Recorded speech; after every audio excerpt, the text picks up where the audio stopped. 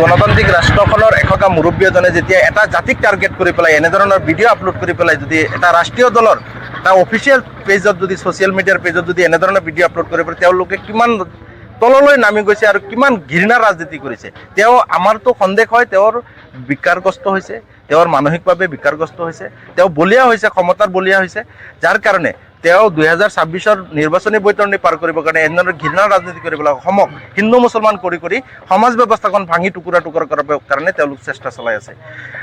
অনাগত দিনত তেওঁৰ যিটো কাৰ্য বা বিজেপিৰ কৰ্মকৰ্তাৰ গোবৰ ভক্তসকলৰ 1500 টকা ভক্তসকলৰ যি কাৰুকাৰ্য যোৱাকালি যিটো ভিডিঅ' আপলোড কৰিছে তাক আমি অতি নিন্দনীয়ভাৱে আমি গৰিহণা জনাইছোঁ।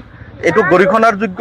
এনেধৰণৰ কাৰ্যই সমাজ ব্যৱস্থা তথা জাতি জনগোষ্ঠীৰ মাজত বিভাজন আনিব আৰু ধৰ্মৰ ৰাজনীতিত সাম্প্ৰদায়িক ৰাজনীতিক তেওঁলোকে যিটো সমাজ ব্যৱস্থাত তেওঁলোকে প্ৰক্ষেপ কৰিব বিচাৰি আছে, সৃষ্টি কৰিব বিচাৰি আছে, সেই ৰাজনীতিক গা কৰি উঠিবৰ কাৰণে অসমৰ ৰাইজে কেতিয়াও মানি ল'লে অসমৰ বিভিন্ন জাতি জনগোষ্ঠী একত্ৰিতভাৱে একেলগে বসবাস কৰি আছে, মিলা প্ৰীতিৰে বসবাস কৰি আছে, তাত ভাঙন সৃষ্টি কৰিব তেওঁ নোৱাৰে।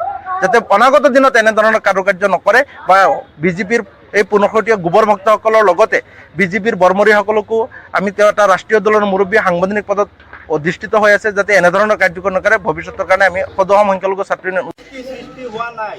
গতিকে আমাৰ এই কাৰ্যসূচীৰ জৰিয়তে মুখ্যমন্ত্ৰী হিমন্ত বিশ্ব শৰ্মা ডাঙৰীয়াক সকীয়াই দিছোঁ, যদি আপোনাৰ এই টুলুংগা মন্তব্যৰ পৰিপ্ৰেক্ষিতত অসমত যদি সাম্প্ৰদায়িক সংঘৰ্ষৰ নিচিনা তেনেকুৱা ধৰণৰ কোনো পৰিস্থিতিৰ সন্মুখীন হয় তেনেহ'লে ইয়াৰ সম্পূৰ্ণ দায়ী আপুনি হ'ব লাগিব।